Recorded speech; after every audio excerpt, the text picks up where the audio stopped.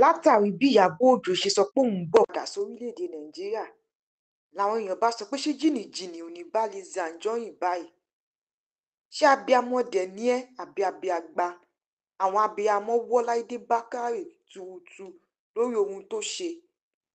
Ìjà Lizzy Anjorin àti oníṣòwò Monimus máa le sí i. Ẹ gbọ́ ohun tí Lizzy sọ.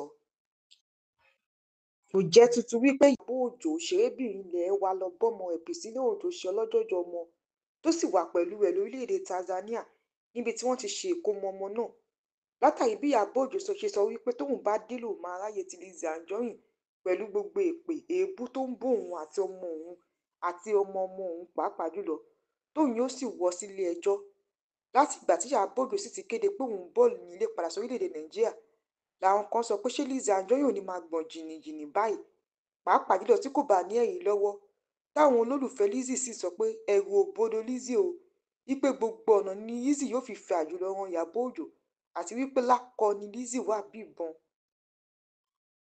Ṣé abiyamọ dẹ̀ ní àbí abiagba. Àwọn abiyamọ ayé wọ́ Láìdé Bákàrè tuurutu lórí ohun tó ṣe.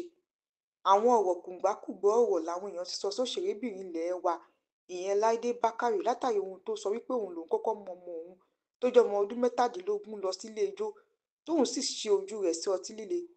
Ọ̀rọ̀ yìí ló mú káwọn abiyamọ máa sọ̀rọ̀ sí Láìdé Bákàrè wípé ọmọ náà ò tí ì pé ọmọ ọdún 18. Wọ́n lóhun tó yẹ kó kọ́ ọmọ náà ní ìwà ọmọlúàbí, ẹ̀kọ́ ilé àti òwò ṣíṣe, kò kì í ṣe ọtí líle ló yẹ kó ṣe ojú ọmọ náà sí. Lizzy Anjorin máa sọ̀rọ̀ kùngbákùngbọ́ ọ̀rọ̀ sí Monimus, ẹ gbọ́ ohun tó sọ.